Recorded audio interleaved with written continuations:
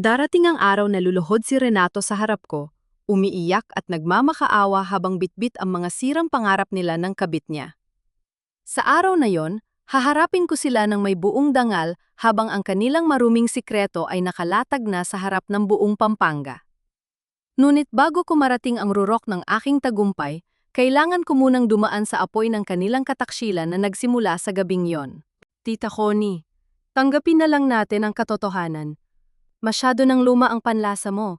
Baka nga may demensya ka na kaya naging lason ang ensaymada mo sa mga bisita natin. Nanginig ang buong katawan ko nang marinarig ang mga salitang iyon. Parang binuhusan ako ng kumukulong mantika habang nakatayo sa madilim na sulok ng bodega ng sarili naming bakery. Paano umabot sa ganito? Ilang oras lang ang nakalipas. Suot ko pa ang pinakamagandang bestida ko, nakang-iti sa harap ng daan-daang bisita habang ipinagdiriwang ang 30 taon ng Reyes Bakery. Ang bakery na itinayo ko gamit ang sarili kong pawis. Ang bakery na nagpakain sa mga anak ko. At ang bakery kung saan ibinuhos ko ang aking buong kabataan mula nung ako ay isa lamang dukhang katulong sa kusinang ito. Sa loob ng 3 dekada, ako ang laging gumigising ng 3:00 ng madaling araw upang masahihin ang bawat ensaymada habang natutulog pa ang lahat. Ngunit na yon, ang mga kamay kong puno ng sugat at paltos mula sa init ng pugon ay nanginginig sa takot at kahihiyan. Mabilis na bumalik sa aking isip ang nangyari kanina sa gitna ng bulwagan. Hawak ko pa ang kutsil, para hiwain ang cake nang biglang magkagulo sa unahan. Isang kilalang alkalde at ang kanyang asawa ang biglang sumakit ang tiyan, nagsusuka at sumisigaw na may lason ang ibinigay naming pagkain. Ang mga bulong-bulungan ng mga kapitbahay at bisita ay parang mga palaso na direktang tumusok sa aking dibdib. Bago ko pa maipaliwanag na sariwa ang bawat gawa ko, hinawakan na ni Renato ang braso ko. Hindi para protektahan ako, kundi para itulak ako palayo sa mikropono. Sabi ni Renato sa harap ng lahat, ang boses niya ay puno ng peking lungkot na tila ba diring-diri siya sa akin. Pasensya na po kayo, ang asawa ko po medyo ulyanin na ngayon. Mukhang nagkamali siya sa mga sangkap na inilagay niya dahil sa kanyang edad.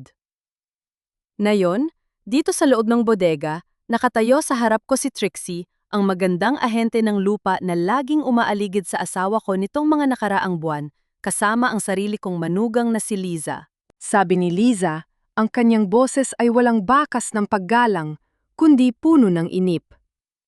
Ma, makinig ka naman sa amin. Huwag mo nang palakihin ang iskandalo. Pirmahan mo na lang ang papel na ito para mailipat ang titulo ng lupa kay Papa. Gagamitin namin ang pera para sa franchise ng bagong cafe. Ito lang ang tanging paraan para maisalba ang pangalan ng pamilya natin. Pamilya? Gusto kong sumigaw, ngunit walang boses na lumabas sa aking lalamunan. Parang may nakabara na malaking bato sa aking dibdib. Tiningnan ko ang papel na inilapag nila sa ibabaw ng sako ng harina. Ito ang titulo ng lupa na pamana sa akin ng aking yumaong ina, ang tanging bagay na pagmamay-ari ko bago ko pa man makilala ang pamilyang ito.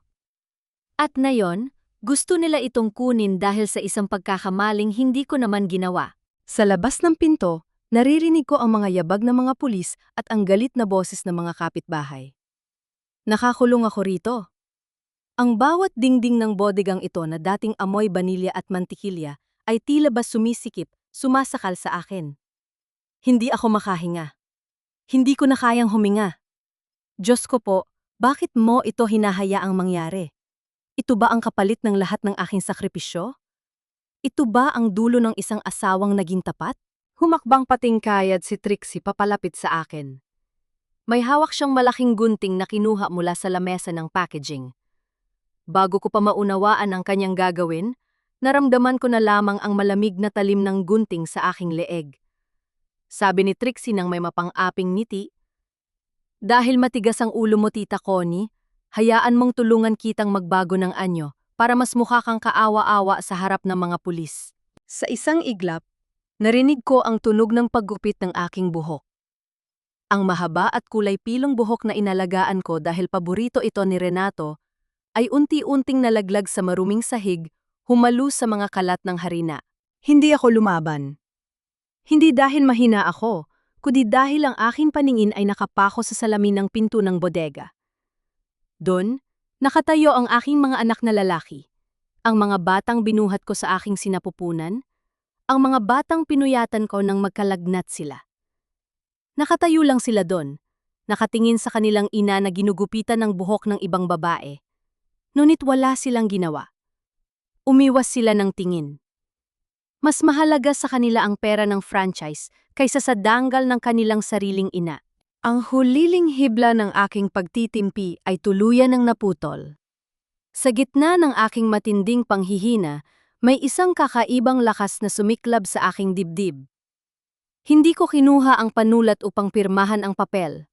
Sa halip, marahas kong itinulak ang masin ng harina, dahilan upang maglipa na ang puting alikabok sa buong silid na bumulag sandali sa kanilang mga mata. Bago pa man sila makabawi, mabilis kong hinablot ang lumang cookbook ng aking ina at ang kinakalawang na hulmahan ng ensaymada na nakasabit sa dingding. Tinakbo ko ang pinto sa likod ng bodega. Lumabas ako sa dilim ng gabi. Sinalubong ang malakas na buhos ng ulan na agad nagpabasa sa aking natitirang buhok. Walang direksyon ang aking mga paa, ngunit alam ko sa aking sarili, hindi na ako kailanman babalik sa bahay na yon bilang isang biktima. Ang bawat patak ng ulan sa aking mukha ay tila sumpa na aking tutuparin. Babawiin ko ang lahat ng sa akin, kahit maging abo muna ang Goong Reyes Bakery. Ang bawat patak ng ulan na bumabagsak sa bubong na yero ng maliit na silid ay tila ba nagpapatindi sa lamig na gumugupit sa aking katawan. Nakaupo ako sa gilid ng isang lumang papag na babalot ng tuyong kumot na ibinigay sa akin ni Manang Rosa. Ang buong silid ay amoy gasera, pinaghalong pawis at lumang karton. Sobrang sikip, ngunit dito ko naramdaman ang kapayapaan na matagal nang nawala sa aming malaking bahay. Inilapap ni Manang Rosa ang isang tasang mainit na tsa sa aking tabi. Tiningnan niya ako ng may labis na habag. Ang kanyang mga mata ay nangingilid ang luha nang makita ang aking gupit-gupit na buhok. Sabi niya, habang hinahawakan ang malamig kong kamay. Ate Connie, bakit nila ginawa sa'yo ito? 30 taon mo silang pinagsilbihan. Kung hindi dahil sa mga recipe mo, walang Reyes Bakery. Mumiti ako ng bahagya, isang ngiti na walang kahit anong sigla. Utang na loob, Rosa. Yan ang bagay na madaling makalimutan kapag nakakita na sila ng mas malaking pera. Nang umalis si Rosa upang kumuha ng tuyong gamit para sa akin, naiwan akong nag-iisa sa dilim. Dahan-dahan kong binuksan ang aking palad. Doon, dugo-dugo at madumi, ay ang piraso ng ensaymada na nagmula sa plato ng alkalde kanina. Ninakaw ko ito sa gitna ng kaguluhan bago ako tuluyang tumakbo palayo. Inilapit ko ito sa aking ilong. Pumikit ako. Hinayang ang aking 30 taong karanasan bilang panadera ang magsalita.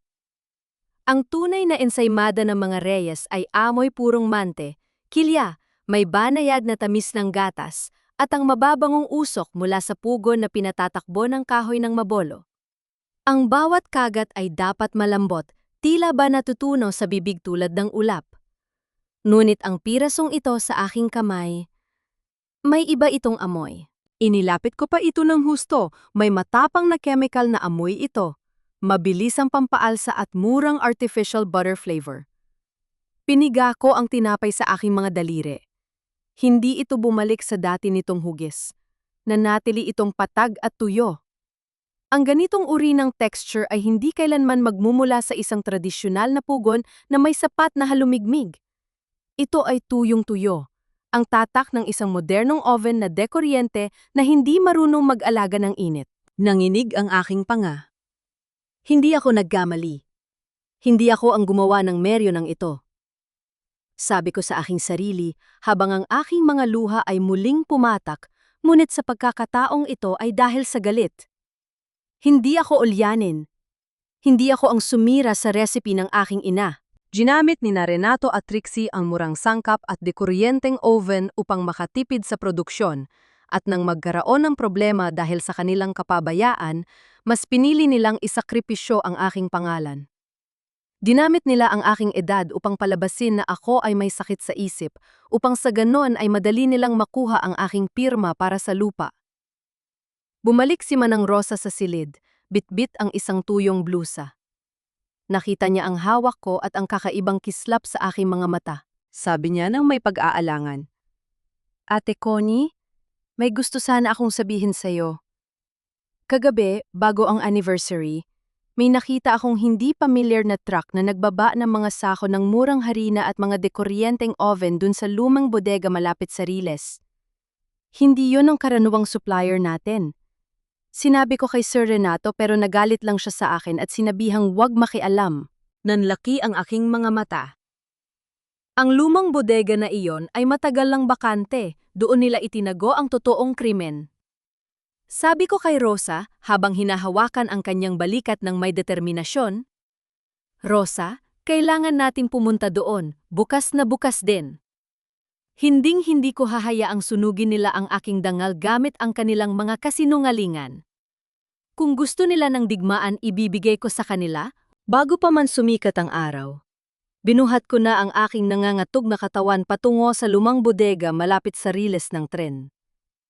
Ang hamog ng madaling araw ay tila nakikisabay sa lamig ng aking pakiramdam, ngunit pinilit kong magpakatibay. Pumasok ako sa loob sa pamamagitan ng isang sirang bintanang kahoy sa gilid. Amoy alikabok, agiw, at kalawang ang sumalubong sa akin sa loob ng madilim na pasilidad. Gamit ang mahinang liwanag ng screen ng aking lumang cellphone, hinalugog ko ang mga sulok. Doon ko nakita ang mga sakosakong murang harina na binanggit ni Rosa. May mga kahon din ng chemical na pampaalsa at peking butter flavoring. Ngunit ang mas nagpadurog sa aking puso ay ang mga basyong kahon ng pre-baked ensaymada mula sa isang murang pagawaan sa Maynila. Doon ko naunawaan ang lahat. Hindi na sila nagbe-bake. Bumibili sila ng murang tinapay, nilalagyan ng peking butter, at ibinebenta bilang tradisyonal na gawa ng mga reyes. Nanginig ang aking mga kamay habang hinahawakan ang mga ebidensya. Ngunit bago ko pa man maitago ang mga ito sa aking bag, narinig ko ang mahabang tunog ng gulong ng sasakyan na huminto sa labas ng bodega. Mabilis na sumilip ang liwanag ng headlight sa mga bitak ng pader. Nayanig ang aking puso sa takot. Agad akong naghanap ng mapagtataguan.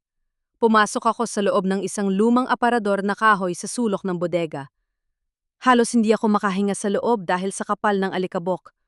Ngunit pinilit kong manatiling walang kibo habang dahan-dahang bumubukas ang pinto ng bodega. Pumasok si Renato, kasunod si Trixie. Nakakapit ang mga kamay ng babae sa braso ng asawa ko at may mapaglarong ngiti sa kanilang mga labi na tila ba katatapos lang nilang magdiwang. Sabi ni Renato, ang kanyang boses ay puno ng kayabangan na ibang-iba sa nag-aalalang asawa na ipinakita niya sa mga tao kagabi. I can't believe kung gaano kadaling napaniwala ang mga bata na ulyanin ka na, Trixie. Akala ko magtatanong sila, pero nang banggitin ko ang tungkol sa malaking franchise ng bagong cafe, agad nilang kinampihan ang bersyon ko. Sabi ni Trixie, habang hinahaplos ang pisngi ni Renato. I told you, honey, ang mga tao, lalo na ang mga anak mo, ay mas gustong maniwala sa kasinungalingan kung may pera silang makukuha. Ngayong takot na silang lahat sa iskandalo ng napoyso na ensaymada, madali na nating mapapapirma si Connie para makuha ang lupa. Sa loob ng aparador, naramdaman ko ang pagbaligtad ng aking sikmura. Ang alikabok ay nagsimulang pumasok sa aking ilong at naramdaman ko ang matinding pagnanais na umubo. Upang mapigilan ito, agad kong itinapat ang aking braso sa aking bibig. Kinagat ko ng buong lakas ang sarili kong laman. Kinagat ko ito ng napakahigpit hanggang sa malasahan ko ang matalikong lasa ng sarili kong dugo na dumadaloy sa aking bibig. Ang sakit của vết cắn ấy hoàn toàn không là gì so với bawat salitang lumalabas sa bibig ng lalaking pinag-alayan ko ng aking buhay. Sabi ni Trixie habang binubuklat ang blueprint ng ipapatayong gusali. Kapag nakuha na natin ang pirma niya bukas, sisimulan na nating i-demolish ang lumang bakery. Gagawa tayo ng modern cafe na may malawak na parking lot. Pero honey, kailangan nating putulin ang malaking puno ng mangga dun sa dulo para sa entrance ng mga sasakyan. Sandaling natigilan si Renato. Sabi niya may kaunting pag-aalinlangan sa boses. Ang puno ng mga, alam mo mahalaga kay Connie ang puno yon. Doon namin inilibing ang... Sabi ni Trixie, mabilis niyang pinutol ang sasabihin ni Renato ng may inis. Honey, it's just a dead tree. Ganyan ka ba kaduwag? Kung gusto nating yumaman, kailangan mo kalimutan ang mga walang kwentong alaala ng asawa mo. Putulin natin yon bukas. Tumango si Renato. Sabi niya, oo, tama ka. Isang puno lang naman yun. Sige, ipaputol natin. Sa dilim kutsik aparador, ang aking mga mata ay nanlaki habang ang aking dugo ay tuluyang naging yelo. Ang punong iyon ang taming alaala ng aming unang anak na namatay bago pa man maisilang. Namatay ang sanggol na yon dahil pinilit ako ng pamilya ni Renato na magbuhat ng mabibigat na sako ng harina nung ako ay buntis. At ngayon, papatayin nilang muli ang aking anak para lamang sa isang parking lot. Wala nang natitirang luha sa aking mga mata. Ang bawat patak ng dugo sa aking braso ay tila naging lason na nagpalakas sa aking determinasyon. Hindi na ako lalaban para lamang sa aking sarili. Lalaban ako para sa aking anak na hindi man lamang nabigyan ng pagkakataong huminga sa mundong ito. Nakahiga ako sa maliit na higaan sa silid ni Manang Rosa, habang dahan-dahang pinupunasan ang sugat sa aking braso na gawa ng sarili kong mga ngipin. Ang bawat hapdi ng sugat na yon ay tila ba nagpapaalala sa akin ng katotohanang hinding-hindi ko na maaaring takasan. Ako ay pinagtulungan ng sarili kong pamilya. Isang mahinang katok sa pinto ang bumasag sa katahimikan ng silid. Napatayo ako ng mabilis. Hinawakan ko ang kinakalawang na hulmahan ng ensaymada na nasa tabi ko bilang sandata. Ngunit nang bumukas ang pinto, hindi pulis o mga tauhan ni Renato ang pumasok. Isang maliit na anino ang dahan-dahang humakbang papasok. Bitbit ang isang kulay pulang plastic bag. Si Maya, ang aking 12 taong gulang na apo. Basang-basa ang kanyang sapatos mula sa putik sa labas, at ang kanyang mga mata ay namamaga dahil sa iyak. Sabi niya, ang kanyang maliit na boses ay nanginginig sa takot. Lola Connie? Lola? Nandito ka nga po pala. Agad kong binitiwan ang hawak ko at sinalubong ko siya ng yakap. Sa gitna ng lamig ng gabi, ang init ng maliit niyang katawan ang nagbalik sa akin sa katotohanan. Inilabas niya mula sa plastic bag ang isang mangkok ng mainit na pansit at 2 pirasong pandesal na binili niya mula sa sari-sari store sa labas. Sabi ko sa kanya, habang pinipilit kong pakalmahin ang aking boses. Apo, bakit ka nandito? Gabi na, mapanghanip sa daan. Alam ba ng mama at papa mo na umalis ka? Umiling si Maya at muling pumatak ang kanyang mga luha habang nakasubsub ang ulo sa aking kandungan. Sabi niya, habang hinihikbi ang bawat salita. Lola, naririnig ko po si mama at papa na nag-aaway sa kwarto. Sabi ni mama, kailangan daw nilang makuha ang lupa mo para hindi sila makulong sa utang. Sinasabi rin po nila na ulyanin ka na raw, na may sakit ka na sa utak. Lola, totoo po ba? Iiwan mo na rin po ba kami dahil may sakit ka? Diyos ko po. Parang dinudurog ang puso ko sa bawat tanong ng musmus kong apo. Kahit ang kanyang malinis na isipan ay sinusubukan na ring lasunin ng sarili kong mga anak para lamang sa kanilang kasakiman. Hinawakan ko ang kanyang mga pisini at pinilit kong ngumiti upang ipadama sa kanya na ligtas siya sa aking piling. Sabi ko, tumingin ka kay Lola Maya. Ulyanin ba si Lola? Nababaliw ba ako? Hindi, apo. Malakas si Lola. Walang sakit si Lola. Tumango si Maya habang pinupunasan ang kanyang sariling mga mata. Pagkatapos, dahan-dahan niyang inilabas ang kanyang cellphone mula sa kanyang bulsa. Sabi niya, Lola, may papakita po ako sa inyo. Bago po nagkagulo kagabi sa anniversary, nagre-record po ako ng vlog sa kusina para sa YouTube channel ko. Nakatutok po ang kamera sa direksyon ng opisina ni Lolo habang nag-e-edit ako sa gilid. Hindi ko po sinasadyang makuha ito. Ipinakita sa akin ni Maya ang screen ng kanyang telpon. Isang video ang nagsimulang mag-play. Ito ay unedited footage na kuha mula sa gilid ng opisina ni Renato. Ang pinto ay bahagyang nakabukas At malinaw na makikita sa loob si Renato na balisang naglalakad pabalik-balik habang si Trixie ay nakaupo sa gilid ng mesa, hawak ang isang baso ng alak. Sabi ni Renato sa video habang hinahawakan ng kanyang ulo ng may pagkabalisa. Ano ulit ang sasabihin ko sa mga bisita kapag tinanong nila kung bakit nag-iba ang lasa ng ensaymada? Sabi ni Trixie sa video habang lumalapit kay Renato at hinahaplos ang likod nito. Honey, listen to me. Sabihin mo lang na dahil sa edad ni Connie, nagkamali siya ng lagay ng sangkap. Prescribean natin siya ng demensya. Kapag naniwala ang lahat na ulyanin na siya, walang maniniwala sa kanya kahit ipaglaban pa niya ang lupa. It's the perfect way. Nanood ako ng walang kurap. Ang bawat salita ni Trixie at ang pagsang-ayon ng aking asawa ay parang mga matatalas na kuko na kumakalmot sa aking natitirang tiwala sa mundong ito. Hindi lang pala ito basta sabotahe sa harina.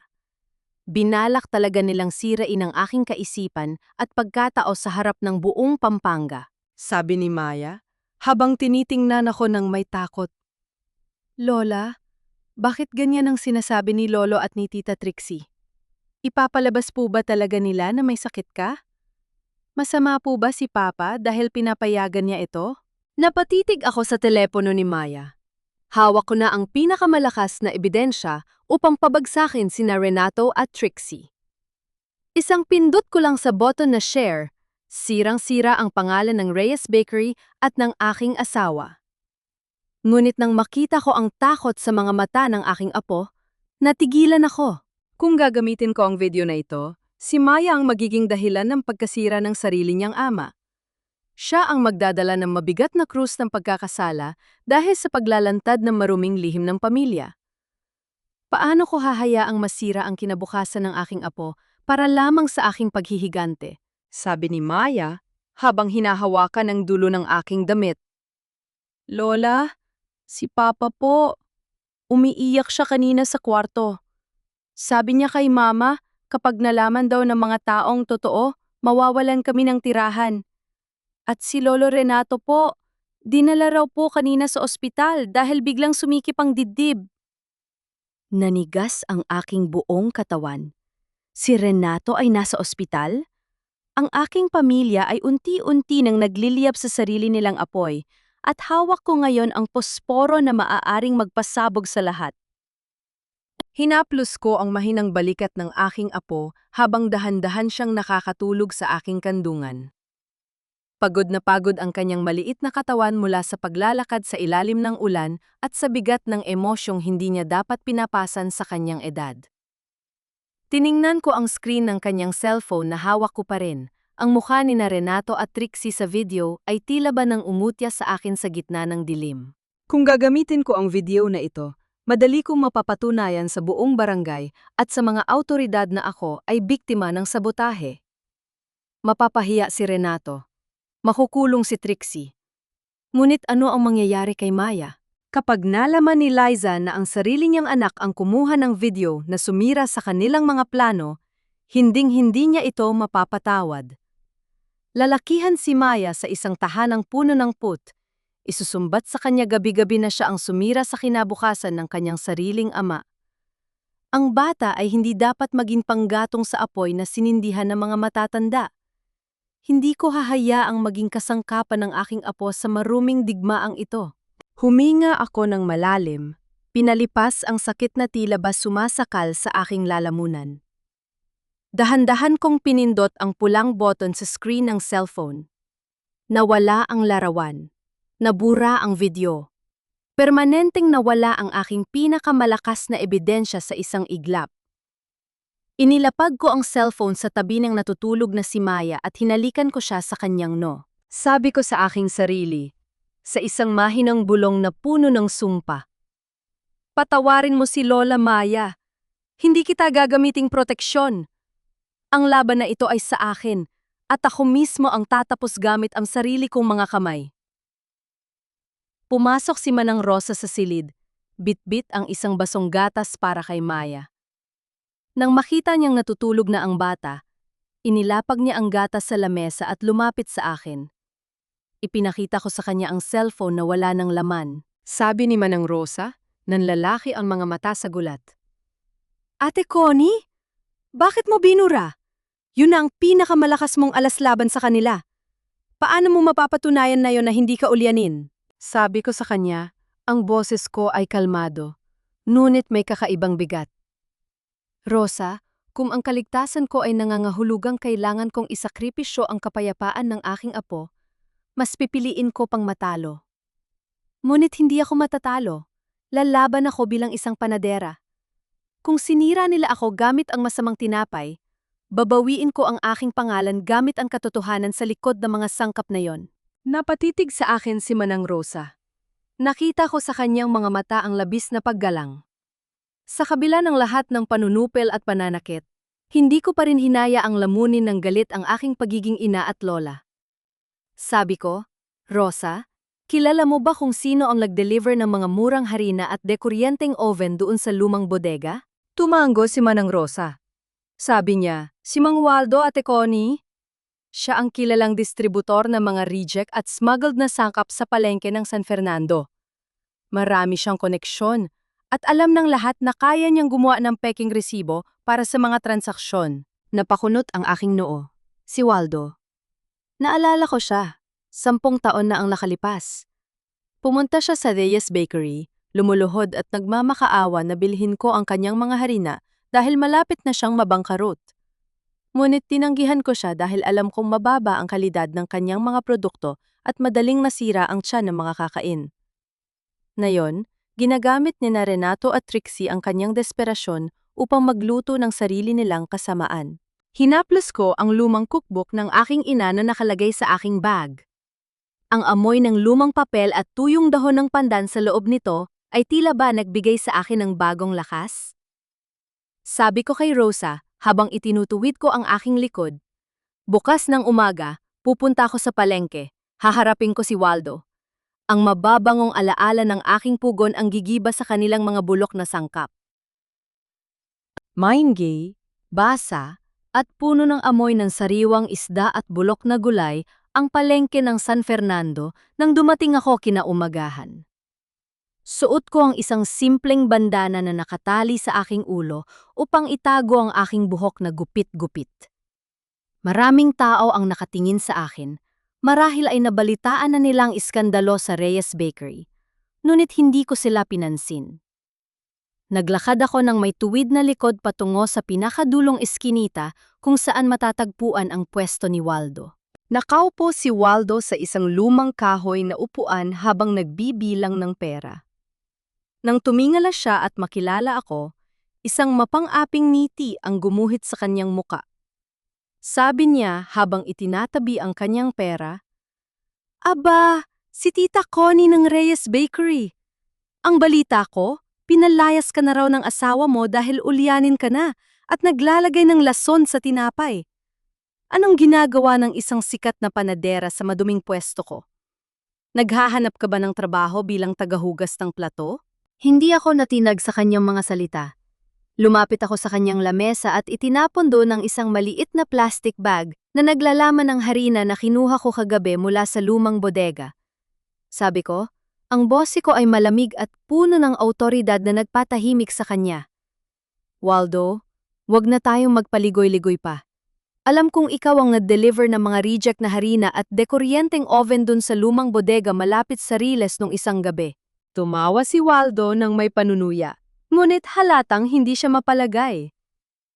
"Wala akong alam sa sinasabi mo, tita. Marami akong kliyente sa Pampanga. Bakit ko naman gagawin yon?" Dinikit ko ang aking hintuturo sa harinang nakakalat sa kanyang lamesa at hinarap ko siya. Sabi ko, ang harinang ito ay may amoy amag dahil reject ito mula sa bodega sa Maynila. At ang instant yeast na ibinenta mo sa kanila? Masyadong mataas ang porsyento ng chemical na pampatigas na ipinagbabawal ng Bureau of Food and Drugs dahil nagdudulot ito ng matinding allergy at pagsusuka kapag hindi na-bake ng tama. Kapag dinala ko ang sample na ito sa Department of Health at sinabi kong ikaw ang distributor, hindi lang Reyes Bakery ang babagsak. Ipasasara ang buong bodega mo, Waldo, at makukulong ka dahil sa pamamahagi ng expired at mapanganib na sangkap. Nawala ang ngiti sa labi ni Waldo.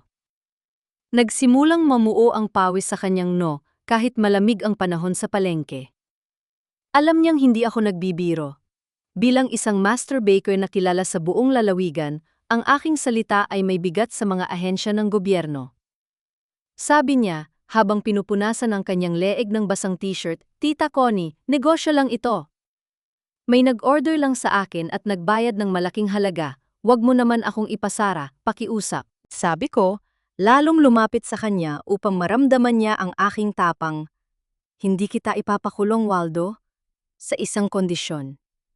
Ibigay mo sa akin ang kopya ng opisyal na resibo o invoice ng huling transaksyon para sa mga hari na ngayon. Hindi mo kailangang humarap sa korte. Ibigay mo lang sa akin ang dokumento." Nag-atubili si Waldo. Ngunit ang takot na mawala ang kanyang kabuhayan at maburok sa kulungan ang nanaig. Tumalikod siya, binuksan ang isang lumang bakal na kabinet at kinuha ang isang piraso ng carbon copy na papel. Sabi niya habang iniabot sa akin ang papel ng may nanginginig na kamay. "Eto na, tita. Huwag mo na akong isama sa gulo ninyo ng asawa mo." Utang na loob. Kinuha ko ang papel at agad kong tiningnan ang mga detalye ng transaksyon. Inasahan ko makikita ko ang pangalan ni Renato o ang pangalan ng Reyes Bakery. Ngunit laking gulat ko nung makita ang pangalang nakasulat sa ilalim ng nakarehistrong mamimili. Trix Corp. At ang halagang nakasulat sa resibo ay higit na mas mataas kaysa sa totoong presyo ng mga reject na sangkap na ibinenta ni Waldo. May nakasulat din na malaking komisyon na direktang ipinadala sa isang pribadong bank account. Parang huminto ang tibok ng aking puso habang tinititigan ng dokumento. "Trixie, hindi mo lang nilalason ng asawa ko gamit ang iyong mga kasinungalingan, kundi ninanakawan mo rin siya sa ilalim ng kanyang sariling ilong bago pa man magsimula ang inyong bagong negosyo." Dinala ko ang resibo kay Kuya Nestor, isang matalik kong kaibigan mula pa noong aking kabataan na nagtatrabaho ngayon bilang pinuno ng Municipal Licensing and Registry Office ng San Fernando. Sa maliit at tahimik na silid ng kanyang opisina, iniabot niya sa akin ang isang baso ng malamig na tubig habang hindi niya maalis ang kanyang tingin sa aking nagbago at maikling buhok. Sabi niya, ang boses ay puno ng labis na pag-aalala. "Connie, Diyos ko po, anong nangyari sa'yo? At bakit ganito ang hitsura mo? Nung isang linggo lang, nakita ko si Renato sa simbahan at sinabi niya sa akin na nagpapahinga ka raw sa Maynila dahil sa iyong sakit." Ngumiti ako ng may kapait, bago sumagot. "Sakit? Yun ang gusto nilang paniwalaan ng buong bayan, Nestor. Ngunit bago natin pag-usapan ang buhok ko, may gusto sana akong ipasuri sa'yo." Inilapag ko sa kanyang mesa ang resibo ng Trix Corp na nakuha ko mula kay Waldo. Frown na frown si Nestor nang makita ang dokumento. Agad siyang humarap sa kanyang computer at mabilis na nag-type sa kanilang system. Sabi niya habang nakatitig sa monitor, "Ang Trix Corp ay nakarehistro rito. Ito ba ang kumpanya na sinasabi ni Renato na magdadala ng malaking franchise para sa inyong bagong cafe?" Sabi ko, habang mahigpit na hawak ang baso ng tubig. "Oo, sabi ng aking manugang na si Liza at ng aking asawa, ito raw ang magliligtas sa aming pamilya mula sa kahirapan at magpapasikat sa amin sa buong Pampanga." Biglang nag-ibang ekspresyon sa mukha ni Nestor. Naging seryoso ang kanyang mga mata at dahan-dahan niyang iniharap sa akin ang screen ng monitor upang makita ko ang mga nakasulat na dokumento. Sabi niya, sa boses na pabulong tila natatakot na may makarinig sa labas. "Connie, makinig ka sa akin ng mabuti. Ang Trix Corp ay hindi isang franchise. Isang shell company lang ito na walang totoong asset o opisina. At ang mas malala, may nakabinbin silang aplikasyon para sa isang loan sa bangko na nagkakahalaga ng 5 milyong piso." Naramdaman ko ang lamig na gumapang sa aking likod. 5 milyong piso? At ano ang gagamitin nilang collateral? Sabi ni Nestor habang umiling ng may lungkot. "Ang lupa mo, Connie. Ang lupang ipinamana sa iyo ng iyong ina. At alam mo ba kung paano nila ito gagawin nang wala ang pahintulot mo? May isinumite silang draft ng Special Power of Attorney o SPA rito sa aming opisina. Nakasaad dun na dahil sa iyong malalang demensya at kawalan ng kakayahang mag-decide, si Renato na ang may buong karapatan na mamahala at magbenta sa iyong mga ari-arian. Napaatras ako sa aking upuan. Parang may malaking kamao na sumuntok sa aking dibdib. Sabi ko habang naninginig ang aking boses. Sina Renato at ang aking mga anak. Alam ba nila ito? Sabi ni Nestor, habang hinahawakan ang aking kamay upang kalmahin ako. Iyon ang hindi ko masisiguro, Connie. Ngunit si Renato ang pumirma bilang co-borrower sa loan. At kapas na approve ang pera, hindi ito mapupunta sa Reyes Bakery. Direkta itong papasok sa account ng Trix Corp na hawak ni Trixie. Kapag nakuha na ni Trixie ang milyon-milyon, maaari niyang ideklara na bangkarot ang kanyang kumpanya at tumakas palabas ng bansa. Maiiwan ang 5 milyong utang kay Renato at sa mga anak mo. At dahil nakasangla ang lupa mo, kukunin ng bangko ang bahay nyo, ang bakery nyo, at lahat ng inyong ari-arian. Masisira ang buhay ng mga anak mo, Connie. Isang malaking laro pala ito. Isang napakaduming laro na binuo ng isang tusong babae para sa isang lalaking nabulag sa kanyang sariling kayabangan. At ang aking mga anak, na tinalikuran ako para sa mabilis na pera, ay masayang naglalakad patungo sa kanilang sariling kapahamakan. Sabi ni Nestor, may pag-aalala sa kanyang mga mata. Si Renato, kilala ko siya mula pa nung bata pa tayo. Paano niya nagawang talikuran ng babaeng nagpatayo na kanyang pangalan? Sabi ko, habang dahan-dahang lumalabas ang isang mapait na tawa mula sa aking mga labi. Nasilaw siya sa kinang ng bago, Nestor. Nakalimutan niya na ang ginto ay nilililok sa apoy ng kahirapan, hindi binibili sa tabi-tabi ng madalian. Sabi ni Nestor. Maaari kong harangan ang spa na ito rito sa munisipyo ngayon din, Connie. Pipirmahan ko lang ang rejection letter para hindi nila magamit ang lupa mo. Sabi ko, habang itinutuwid ko ang aking likod at pinapatuyo ang aking mga luha. Huwag, Nestor. Huwag mong harangan. Hayaan mo silang magpatuloy. Hayaan mong isipin ni Renato at Trixie na nagtatagumpay sila sa kanilang plano. Napasinghap si Nestor sa gulat. Sabi niya, pero Connie, mawawala sa iyo ang lahat kung hahayaan mo silang magpatuloy. Sabi ko ng may matigas at malamig na boses. Hindi nila makukuha ang lupa ko nang wala ang totoong pirma ko sa harap ng abogado sa mismong araw ng pirmahan. Gusto kong makita kung gaano kalalim ang hukay na hinuhukay nila para sa sarili nila. Kung gusto nilang sumayaw kasama ang ahas, hahayaan ko silang maranasan ang unang kagat nito. Mabilis na tumakbo si Manang Rosa, patungo sa akin habang hinahabol ang kanyang hininga. Ang kanyang mukha ay puno ng matinding takot at pag-aalala. Sabi niya habang hinahawakan ang aking braso. Ate Connie, si Renato, may mga kasamang trabahador doon sa likod ng bakery. Sinisimulan na nilagbakuran ng lupa at balak nilang putulin ang puno ng mga ngayon din. May dala silang mga chainsaw. Parang may malamig na kamay na sumakal sa aking puso. Ang puno ng mga. Ang aking Jose. Hindi ko na inisip ang aking hitsura o ang panganib na makita ako ng mga tao. Mabilis akong naglakad patungo sa lupang pamana ng aking ina. Nang makarating ako sa likod ng lumang bakery, nakita ko si Renato na nakatayo, suot ang isang helmet na pang-construction at may hawak na blueprint. Sa kanyang tabi ay si Trixie, na may hawak na baso ng juice habang nakangiti sa mga trabahador. Narinig ko ang mahaba at maingay na tunog ng makina ng chainsaw na sinisindihan ng isa sa mga lalaki. Itinatapat na nila ang matatalas na talim nito sa katawan ng lumang puno ng manga. Sabi ko ng may buong lakas at awtoridad, tigil! Huwag ninyong hahawakan ang punong yon. Napatigil ang lahat. Lumingon si Renato sa direksyon ko.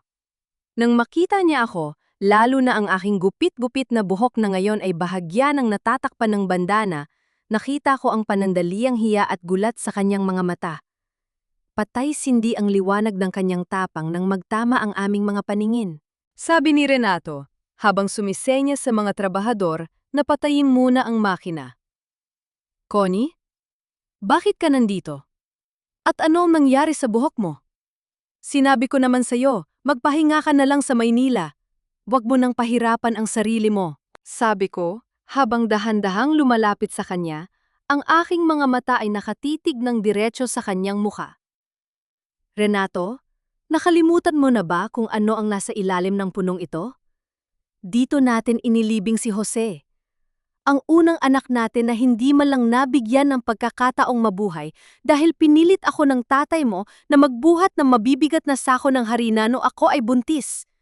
Dito ko ibinuhos ang lahat ng aking luha. At ngayon, papatayin mo ang punong ito para lang sa isang parking lot? Napaatras si Renato. Yumuko siya, at sa unang pagkakataon sa loob ng maraming taon, nakita ko ang pagkabitak ng kanyang mapagmataas na muka. Sabi niya, sa boses na bahagyang nanginginig at puno ng matagal ng kinikimkim na ingit. Connie, hindi ko nakakalimutan si Jose. Pero kailangan nating mag-move on. Sabihin mo sa akin, sa loob ng 3 dekada, ano ba ako sa pamilyang ito?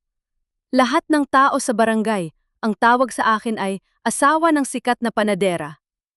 Reyes Bakery ang pangalan, pero ang tingin ng tatay ko sa akin ay walang kwenta dahil ikaw ang may hawak ng totoong recipe ng ensaymada. Ang lupang ito ay sayo.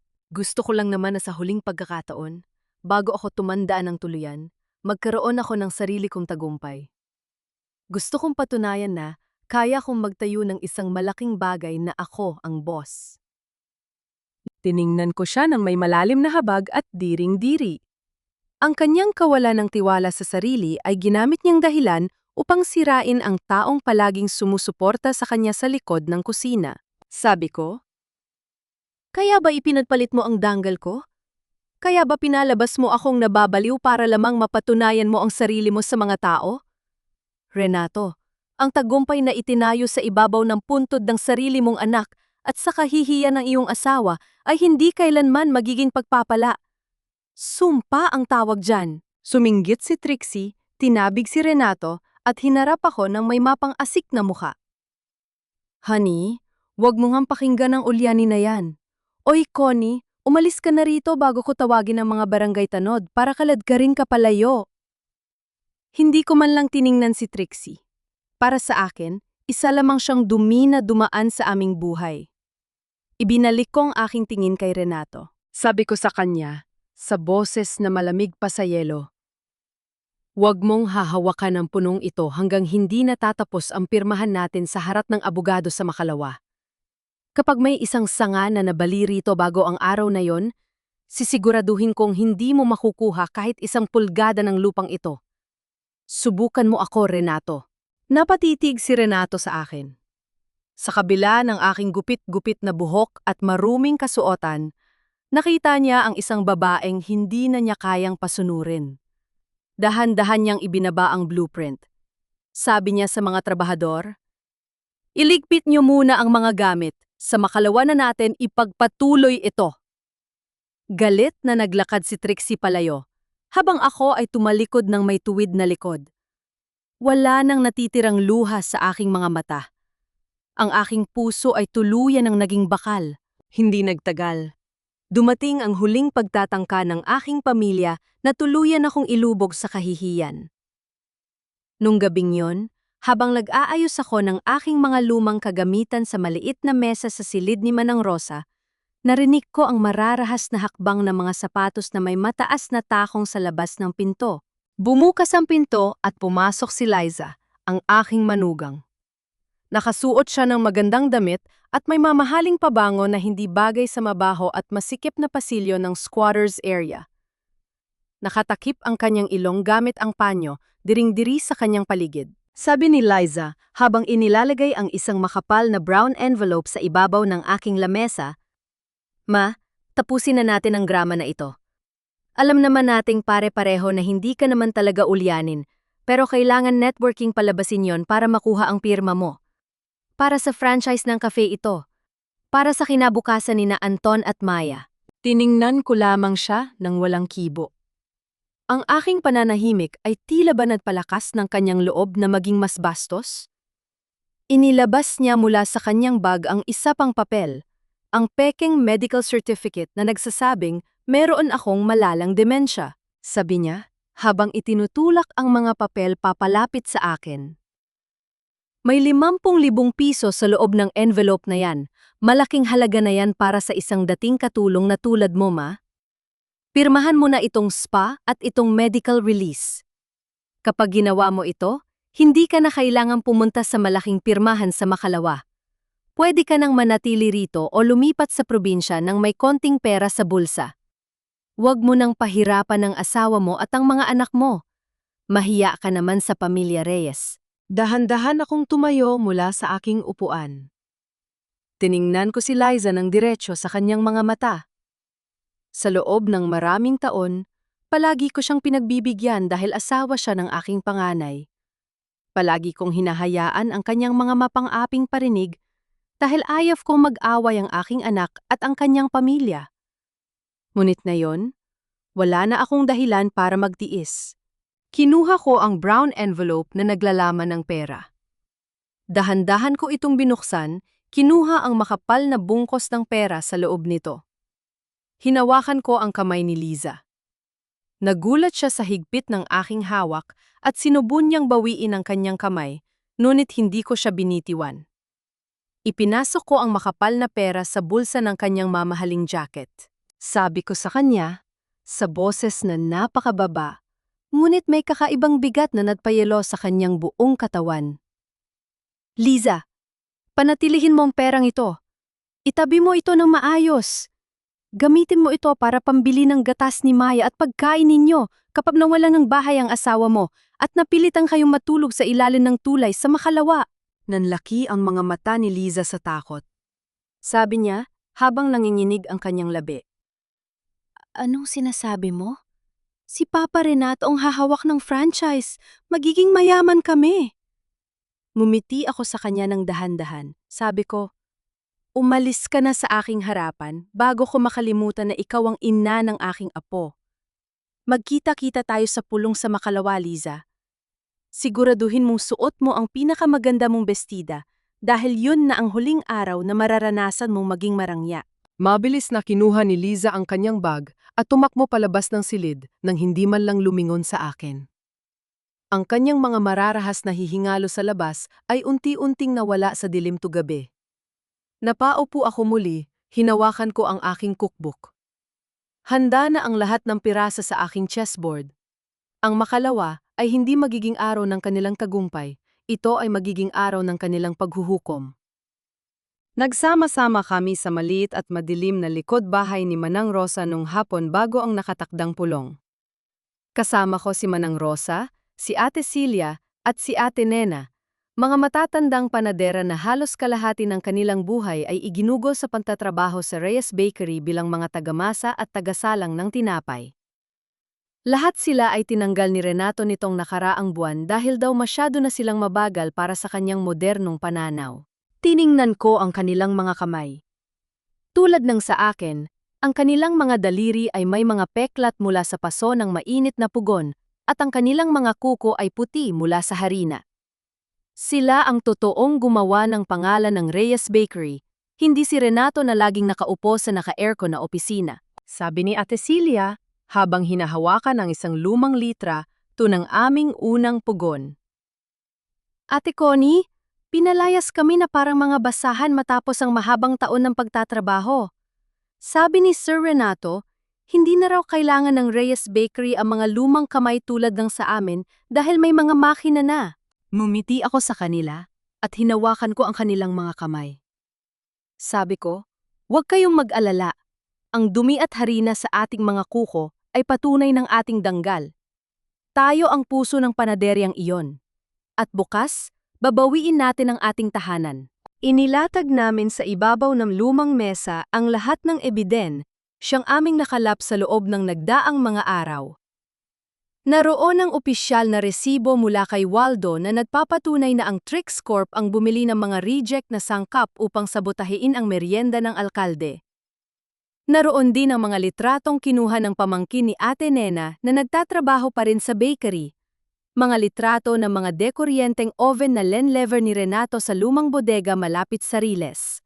At ang pinakamahalaga sa lahat, ang orihinal na titulo ng lupa na pamana ng aking ina kasama ang kasulatan ng mana na nagsasaad na ang lupang ito ay hinding-hindi maaaring ibenta, isang o gamitin bilang collateral ng walang pisikal na presensya at totoong lagda ng tagapagmana na walang iba kundi ako. Sabi ni Manang Rosa habang inaayos ang mga papel sa loob ng isang makapal na folder.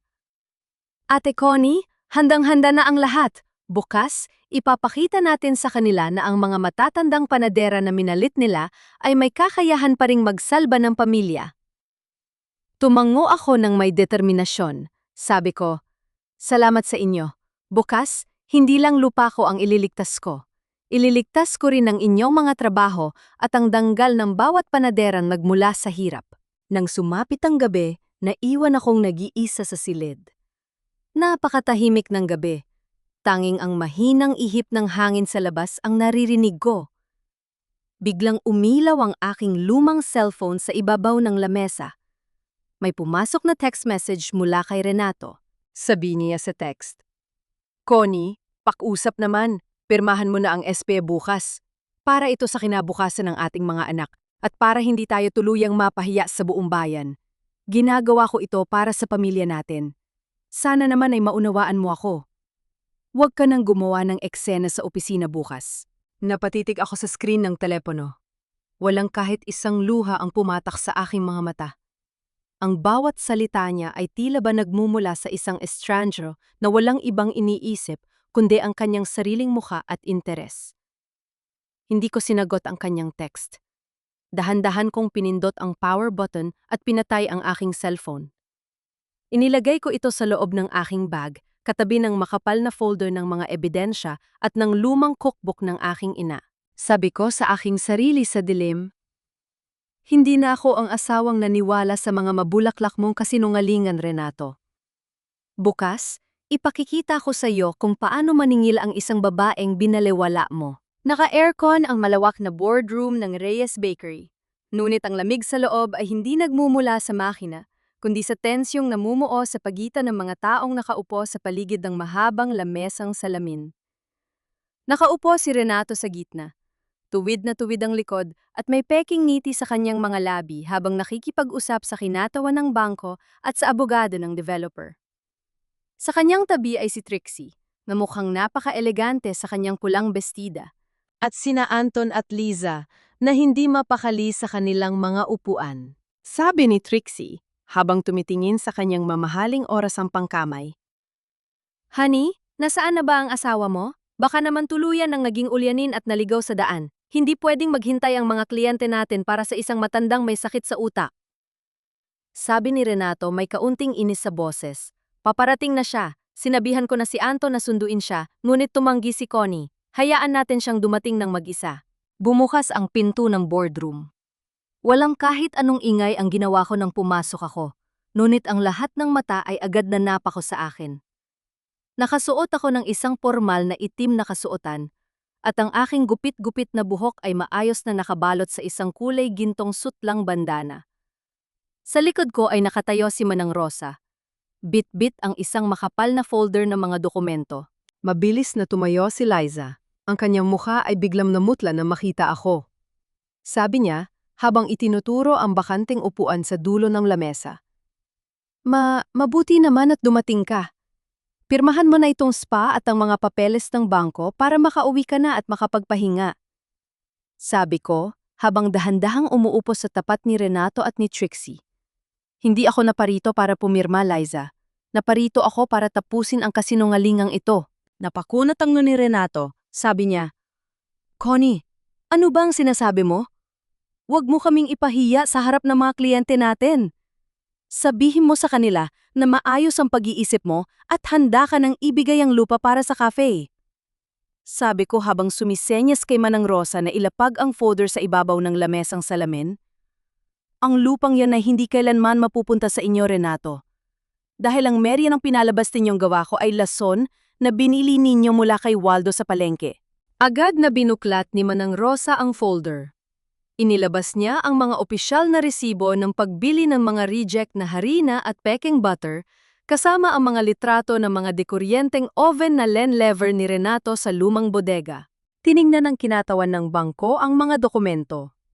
Sabi niya, ang boses ay puno ng pagtataka. Sandali lang, Mr. Reyes. Anong ibig sabihin nito? Ang mga sangkap ba na ginamit sa inyong tanyag na ensaymada ay substandard? At may iba kayong bodega na hindi rehistrado sa aming loan application? Nataranta si Anton. Sabi niya, habang nakatingin sa kanyang ama, ano ito? Totoo ba na bumili kayo ng murang harina? Akala ko ba sariwa ang lahat? Tumayo si Trixie. Hinampas niya ang lamesa gamit ang kanyang mga kamay. Sabi niya, naninginig ang boses sa galit. This is nonsense. Isang ulyanin na matanda ang nagsasalita rito. Wala siyang kredibilidad.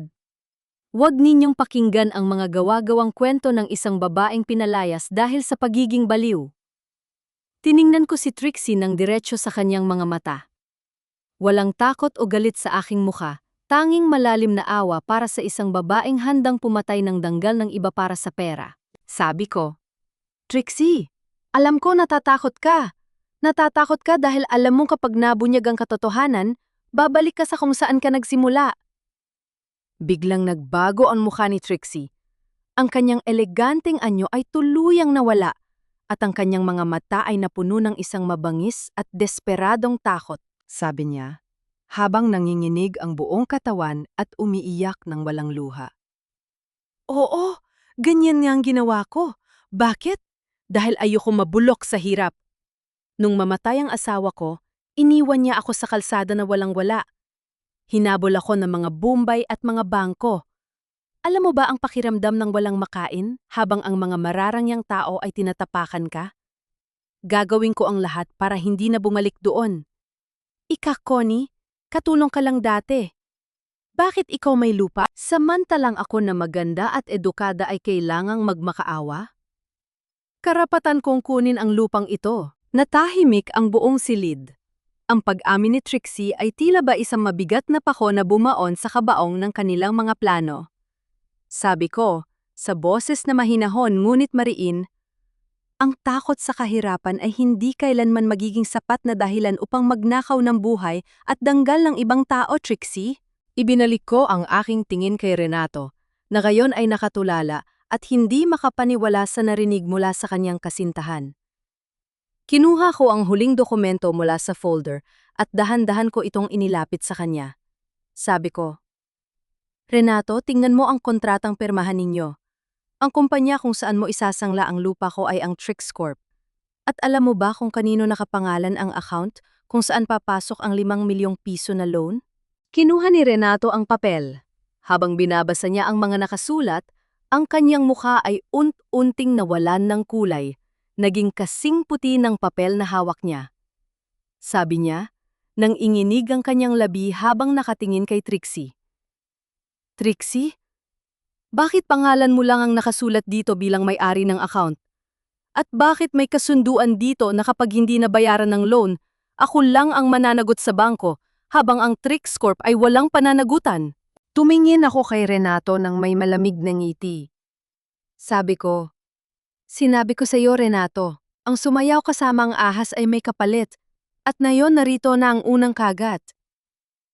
Sabi ni Trixie habang pilit na inaagaw ang papel mula sa kamay ni Renato. Fake yan! Huwag mong pakinggan ang matandang yan, Renato. Gawa-gawa lang niya ang dokumentong yan para sirain tayo. Ngunit ang kinatawa ng bangko, si Mr. Santos, ay tumayo na at mabilis na kinuha ang kanyang mga gamit.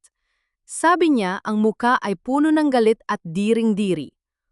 We are calling off this transaction immediately. Hindi makikipag-ugnayan ang bangko sa isang kumpanya na sangkot sa peking dokumento at panloloko sa lupa. We will also file a formal report against Trix Corp for bank fraud. Sabi rin ng abogado ng developer habang isinasara ang kanyang briefcase. The deal is dead. Reyes Bakery is in a huge legal mess. Maghanap na lang kayo ng ibang maloloko ninyo. Naglakad sila palabas ng boardroom ng mabilis. Iniwan ang aking pamilya na nakatulala sa gitna ng kanilang nagibang pangarap. Nang makita ni Trixie, nawala na siyang takas. Tinangka niyang kunin ang kanyang bag at tumakbo patungo sa pinto. Ngunit bago pa man siya makahakbang, bumukas ang pinto ng boardroom at pumasok ang 2 pulis na kasama ni Kuya Nestor mula sa labas. Sabi ko kay Trixie, habang nananatili akong nakaupo ng may tuwid na likod. Walang saysay ang pagtakbo, Trixie. Nakipag-usap na si Kuya Nestor sa pulisya. Umamin na si Waldo at ang driver ng delivery truck tungkol sa sabotahe sa harina at sa ginawa ninyong pagpapakain ng panis na tinapay sa alkalde. Haharapin mo ngayon ang kaso ng food tampering, forgery ng aking spa, at grand fraud. Narinig ko ang tunog ng bakal ng posas na inilalagay sa mga kamay ni Trixie ng mga pulis. Sumigaw si Trixie. Ang kanyang buhok na maayos kanina ay nagulo habang nagpupumigla siya, ngunit walang kahit sino sa silid ang tumulong sa kanya. Kaladkad siyang inilabas ng mga pulis habang naglulubid ng mga maruruming mura. Naiwan si Renato na nakaupo sa kanyang upuan, dahan-dahang humahawak sa kanyang dibdib dahil sa tindi ng sakit ng katotohanan. Tumingin siya sa akin. Ang kanyang mga mata ay puno ng pagsisisi at pagmamakaawa. Sabi niya, sa boses na napakahina at nanginginig, "Connie, asawa mo ako. 30 taon nating itinayo ito. Patawarin mo ako, Connie. Parang awa mo na. Tulungan mo ako." Sabi ko sa kanya, habang dahan-dahan akong tumatayo, upang harapin siya sa huling pagkakataon bilang kanyang asawa. Lumhinayaan mong kaladkarin ako ng manugang ko sa bodega. Nung pinanood mo si Trixie na gupitin ang buhok ko habang tinatawag akong baliw, tinapos mo na ang pagiging asawa ko, Renato. Ang lupang ito ay mananatiling akin, at ang Reyes Bakery ay hindi na kailanman hahawakan ng iyong mga maruruming kamay. Lumuhod si Liza sa aking paanan, umiiyak ng malakas habang hinahawakan ng dulo ng aking kasuotan. Sabi niya, "Ma, patawarin mo kami ni Anton. Paano na kami? Paano na si Maya kung mawawalan kami ng tirahan at trabaho?" Sabi ko, habang dahan-dahan kong inaalis ang kanyang kamay sa aking damit. Kung hindi ko iniisip si Maya, na yun din ay ipapakulong ko kayo ni Anton kasama ni Trixie dahil sa pakikipagsabwatan sa Peking Spa. Ngunit huwag ninyong isiping babalik ang lahat sa dati. Tumingin ako kay Anton na nakatayo sa tabi, nakayuko at umiiyak sa kahihiyan. Sabi ko, "Mula sa araw na ito, kukunin ko ang buong pamamahala sa Reyes Bakery.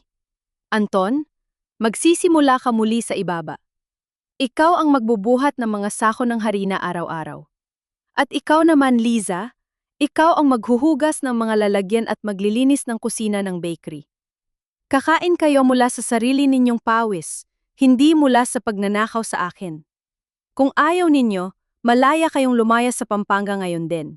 Wala silang nagawa kundi tumango habang humihikbi. Alam nilang lubog sila sa utang at ito na lamang ang tanging paraan para hindi sila makulong o magutom sa lansangan. Kinabukasan, formal kong pinirmahan ang bagong kasunduan ng Reyes Bakery. Sabi ko kay Manang Rosa, kay Ate Celia at kay Ate Nena habang iniabot ko sa kanila ang mga bagong papeles. "Mula ngayon, paghahatian nating 4 ang bakery na ito. Mayroon kayong tig 10% ng share. Kayo ang tunay na nagpapakain sa pamilyang ito. At karapatanin yung maging tunay na may-ari." Naiyak sa tuwa ang mga matatandang panadera habang niyayakap ako. Naramdaman ko ang tunay na init ng pamilya na matagal nang ipinagkait sa akin. Nang sumapit ang hapon, pumasok ako sa kusina ng bakery. Amoy usok ng mabolo, purong mantekilya, at sariwang harina ang bumalot sa buong silid. Dahan-dahan kong tinanggal ang sutlang bandana sa aking ulo. Ang aking maikli at gupit-gupit na buhok ay bahagyang nalagyan ng harina. Ngunit nang tumingin ako sa salamin, hindi ko nakita ang isang biktima. Nakita ko ang isang malayang babae, isang tahoban na may buong dangal. Naglakad ako patungo sa likod bahay. Dumaan sa malalagong dahon patungo sa lumang puno ng mangga. Dun sa ilalim ng puno, sa tabi ng maliit at malinis na puntod ng aking anak na si Jose, nag-alay ako ng isang piraso ng sariwang bake na ensaymada. Nagsindi ako ng isang maliit na kandila. Ang mahinang liwanag nito ay sumayaw sa simoy ng hangin ng Pampanga. Sabi ko sa hangin, habang ang aking mga mata ay nakapikit ng may kapayapaan. "Jose, anak ko, ligtas na ang puntod mo. Hindi na kailanman hahawakan ng maruruming kamay ang lupang ito. Malaya na si Lola Connie. at ang ating pugon ay patuloy na magliliyab para sa ating danggal. Hinaplos ko ang magaspang na balat ng puno ng manga, at sa unang pagkakataon sa loob ng 30 taon, naramdaman ko ang isang yakap na hindi nagmumula sa kasinungalingan. Ang liwanag ng maliit na kandila sa ilalim ng puno ng manga ay patuloy na sumasayaw, habang ang halimuyak ng bagong lutong ensaymada ay dahan-dahang humahalo sa simoy ng gabi na nagdadala ng walang kapantay na kapayapaan sa puso ni Connie. Mga mahal kong tagapakinig, maraming salamat sa inyong matiyagang pagsama sa akin sa huling bahagi ng paglalakbay na ito. Bilang inyong tagapagsalaysay, habang isinusulat ko ang kwentong ito, hindi ko mapigilang mapaiyak at makaramdam ng matinding kirot sa aking dibdib, lalo na sa bahagi kung saan si Connie ay nagtago sa madilim na aparador, kinakagat ang sarilter braso hanggang sa dumugo, upang mapigilan lamang ang kanyang pag-iyak habang naririnig ang kataksilan ng kanyang asawa. Ang tagpong iyon ay nagpapatunay na ang kwentong ito ay hindi lamang basta katang-isip, kundi inspirasyon mula sa mga totoong sugat at laban ng napakaraming matatandang ina sa ating lipunan na madalas ay binabalewala at inaabusong emosyonal ng sarili nilang pamilya.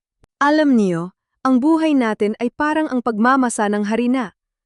Bago maging malambot at masarap ang tinapay, kailangan muna itong masahihin ng paulit-ulit gamit ang lakas, kailangang dumaan sa matinding pagpiga, at kailangang patubuin sa madilim na sulok ng may mahabang pasensya. Kung minsan, ang mga sugat at paltos sa ating mga kamay ang nagpapatunay na kaya nating gumawa ng isang masarap na bukas mula sa maruming harina ng ating nakaraan. Hindi natin kailangan ng mamahaling oven upang maging matagumpay. Sapat na ang init ng sarili nating danggal upang panatilihing buhay ang ating pangarap. Kung kayo ang nasa kalagayan ni Connie, magagawa niyo rin bang burahin ng video sa cellphone upang protektahan ang inyong apo? Kahit na yon ang pinakamabilis na paraan upang patunayan ang inyong katotohanan? At sa tingin nyo, ba ay tama lamang ang naging desisyon niyang pagtrabahuhin ng kanyang mga anak mula sa ibaba upang maturuan sila ng leksyon sa buhay? Nais ko pong magtanong ng may buong paggiliw. Saang bahagi po ba kayo ng Pilipinas o ng mundo nakikinig ngayon? Habang nakikinig kayo sa aking boses, nagluluto ba kayo? Nagpapahinga sa kama? O marahil ay pauwi galing sa trabaho? Sana po ay mag-iwan kayo ng komento at ibahagi ang inyong mga saloobin tungkol sa naging laban ni Connie. Kung meron kayong sariling kwento ng pagbangon mula sa kataksilan, mangyaring isulat ito sa ibaba upang maging inspirasyon sa iba. Huwag niyo rin pong kalimutang i-like at i-share ang ating kwento ngayon upang maabot pa natin ang mas maraming pusong nangangailangan ng pag-asa. Nawai gabayan kayo ng may kapal at bigyan ng lakas na harapin ang bawat pagsubok ng may buong danggal. Manatili po kayong matatag at mapayapa.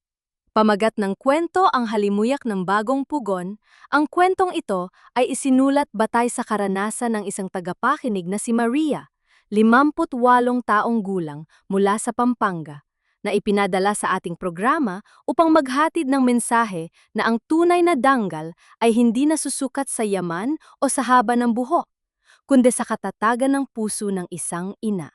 Paunawa. Ang lahat ng mga tauhan at sitwasyon sa kwentong ito ay ginawang katang-isip lamang upang hindi makasira o makasakit ng sinuman. Ang kwento ay nilikha para sa libangan at upang maghatid ng positibong mensahe.